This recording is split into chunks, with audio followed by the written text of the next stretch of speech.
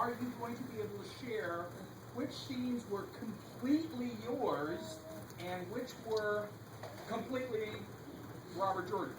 I will eventually be able to share this because Harriet has expressed an interest in releasing all of the notes to the library that has Robert Jordan's papers in Charleston. And once that's there, the cat's pretty much out of the bag.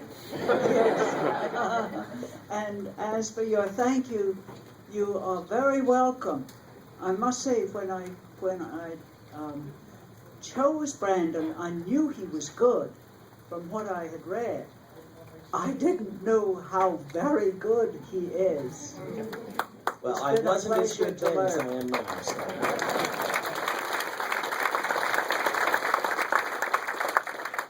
In regards to your question, I'm still for now avoiding saying a lot of the details. Just until people have finished the book and things like this, and I know people have trouble staying away from spoilers, so I don't want to say these things. I will just repeat things that I've said before, and we'll leave it at that for tonight.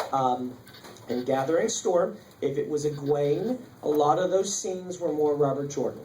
And if it was Rand, a lot of those scenes were more me. If it was in Towers of Midnight and it was Matt, a lot of those scenes were more Robert Jordan. And if it were Perrin, a lot of those scenes were more me. And in this book, the beginning and the end are more Robert Jordan. In specific, the epilogue was put in with very little touch by us. And the mid parts are more me. And, you know, I've said here and there some other things, but I don't want to give spoilers that you can find online. Eventually, we'll be more forthcoming with this. But you know, once the notes are out and everything, you'll be able to look at those and see a little bit more of why I did what I did, perhaps. All right, other questions right here. So, I was reading all the comments because I like spoilers.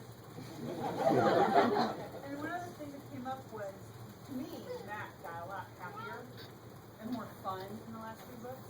Marriage.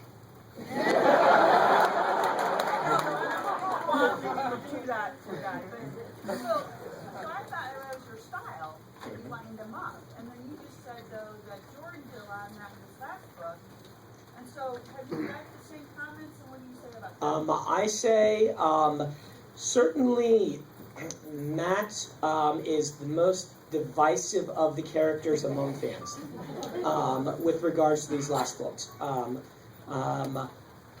The Matt in Gathering Storm was me. The Matt in Towers of Midnight was more Robert Jordan, though there were a few scenes of me. I have a perspective. One of the things you run into with this, I can spin this into a larger sort of story. See, I've been reading the books for 23 years. When I picked up the series, I had read, you know, Eye of the World 8 or 9 times. And because of that, when each of us read a book, we bring something to it, right? And we reinforce that whenever we read. I have a friend who insists that Tom Maryland doesn't have a mustache. Now, I can show my friend on the page where Tom Maryland has a mustache, and my friend says, yeah, that line doesn't exist in my copy. This is because this is part of the power of fiction. This is what I love about fiction, is what we do is, in a way, we write a script which you direct in your head. And readers have a different perspectives on how much freedom they have for changing that. I say you have line item editing capability. You change it how you want. And that's how I've always read. When I came on this project, I brought a lot of baggage. I brought 17 years worth of baggage, and some of it I had to have beaten out of me. Like, you know, there are various things, like some of my pronunciations. I'm sure we all have some of these, but other things like, you know, how I viewed Tar-Valon. I did not view the bridges being as big as they are. Like, from my perspective, you can stand on one and, you know, you can just see, like, the bridges. They're like 3 miles long. You can't see. I mean, they're just enormous. There are things like that that I've imagined since of youth. And there are certain characters I interpret a certain way that some people I don't think would interpret the same way.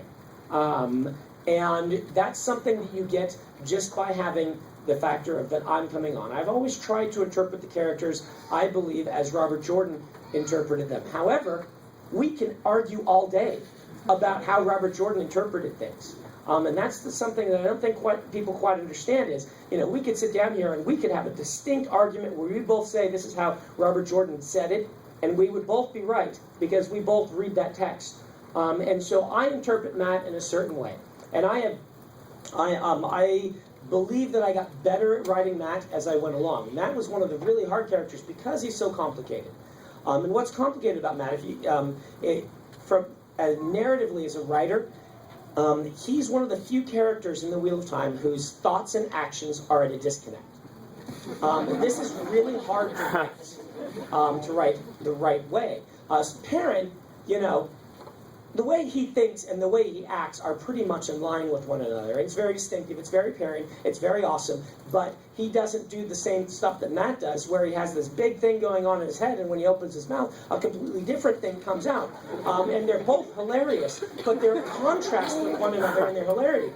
This is a difficult thing to do, and I think it's something, if you read the Wheel of Time books again, you can watch Robert Jordan develop this character and come up with this sort of awesomeness that is Matt across the entire series. And it took some writing to get Matt right, I feel. All right, let's do another question. That's like half an answer, I'm sorry, but that's my answer, and I'm sticking to it. All right, let's go over here.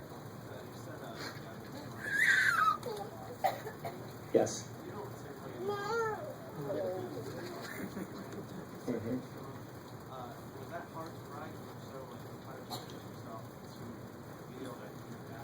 Was Rand's darkness in the book particularly hard to write?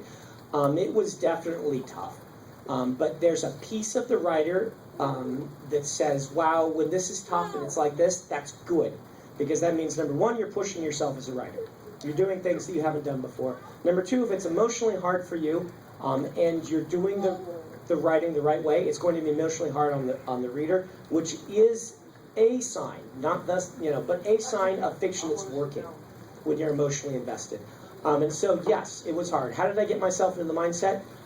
It's the same way I do everything, which is before I sit down and write, I just really, there's actually a lot of method acting to writing, where you try and become that character for a time. And Harriet actually has a story about this with Robert Jordan. This is how he did it. She could always tell, right? He said, well, I could generally tell when he came in for the evening news and supper whether he had been writing a good person or a bad person. In particular, there was an evening when he came in and he sort of slammed the door behind him, and then he was skulking around the wall like this. And I said, you've been writing Paddon Fane, haven't you? And he said, how did you know? Well, he usually came in and said, hello, honey.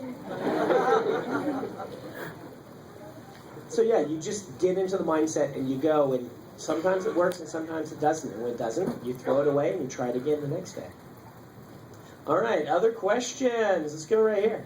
Going back to Matt, there's a conversation related to him that is very conspicuously left off screen.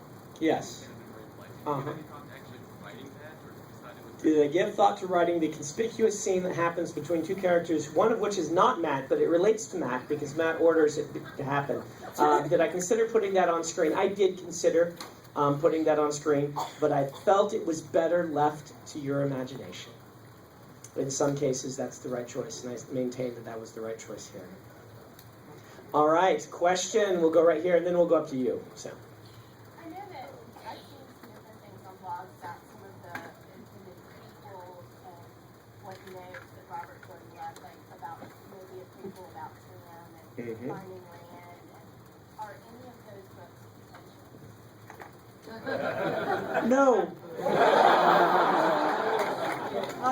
I'm sorry about that, but as you all may know, Robert Jordan freely expressed his horror at the idea of anyone writing in his universe. He said he would take out his hard disks, rent a semi and drive the semi back and forth over the hard disks to prevent that.